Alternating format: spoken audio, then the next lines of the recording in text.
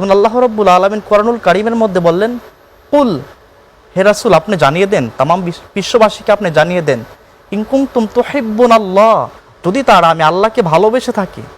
এখানে আমরা অনেকে বলি যে আল্লাহকে ভালোবাসতে চায়, আল্লাহকে তো আমরা ভালোবাসি, সবাই আল্লাহকে ভালোবাসে। যদি তোমরা আমি আল্লাহকে ভালোবেসে থাকো, ফাত্তাবিউনি ইউহিব্বুকুমুল্লাহ, তাহলে তোমরা আমার রাসূলের অনুসরণ করো, রাসূলের অনুকরণ করো। রাসূলের অনুসরণ করলে কি হবে? আল্লাহ তাআলা বলেন, ওয়ায়াগফিরু লাকুম যুনুবাকুম আল্লাহু গফুরুর রহিম, আল্লাহ সুবহানাহু ওয়া তাআলা তোমার জীবনের সব গুনাহ মাফ করে দেন। সুবহানাল্লাহ। তাহলে আমরা জীবনের চাইতে রাসূলকে বেশি ভালোবাসতে হবে। আর যদি জীবনের চাইতে আমরা রাসূলকে বেশি ভালোবাসতে না পারি, ততক্ষণ পর্যন্ত আমরা মুমিন হতে পারবো না। সাহাবায়ে কেরামরা রাদিয়াল্লাহু তাআলা রাসূল সাল্লাল্লাহু আলাইহি সাল্লামকে কেমন ভালোবাসতেন? তারা জীবনের চাইতে বেশি ভালোবাসতেন। সিরাতের কিতাব, সিরাতের বর্ণনায় আল্লাহ রাসূল সাল্লাল্লাহু আলাইহি সাল্লাম একজন প্রিয়তম সাহাবী আব্দুল্লাহ ইবনে যায়েদ রাদিয়াল্লাহু তাআলা, তো উনি আল্লাহ রাসূল সাল্লাল্লাহু আলাইহি সাল্লাম যেদিন ওফাত হয়ে গেল, আব্দুল্লাহ ইবনে যায়েদ ফুল বাগানের মধ্যে উনি পানি দিচ্ছিলেন। যখন শুনলেন আল্লাহ রাসূল পৃথিবীতে নাই, উনি চিৎকার করে বলতে লাগলেন, আল্লাহ, যেই চোখ দিয়ে আমি আমার রাসূলকে দেখতাম, আজকের পর থেকে আমি আমার রাসূলকে দেখতে পাবো না, ওই চোখ আমার প্রয়োজন নাই।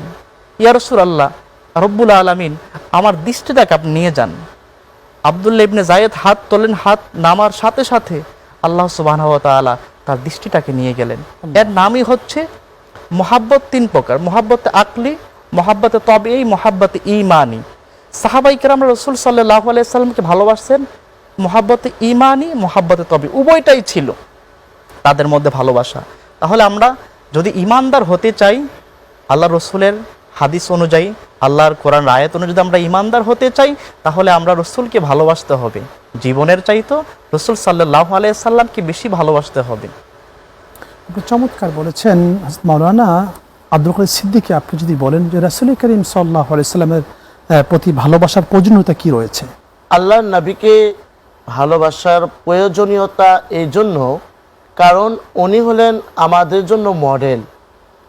পৃথিবীতে মানুষ চলতে গেলে একজনকে অনুসরণ করতে হয়, একজনকে মডেল মানতে হয়, সেটা যে ধর্মের মানুষই হোক। তাহলে তিনি হচ্ছেন আমাদের আদর্শ। তিনি হচ্ছেন লাকাদ কানা লাকুম ফি রাসূলিল্লাহি উসওয়াতুন হাসানাহ। আল্লাহ বলছেন যে রাসূল করিম সাল্লাল্লাহু আলাইহি ওয়াসাল্লামের জীবনে তোমাদের জন্য রয়েছে উত্তম আদর্শ এবং নমুনা। আমাদের মডেল, আমাদের আইডল, আমাদের আদর্শ, আমাদের আলোর পথ, আমাদের আলোর দিশারি হযরত মুহাম্মদ সাল্লাল্লাহু আলাইহি ওয়াসাল্লাম।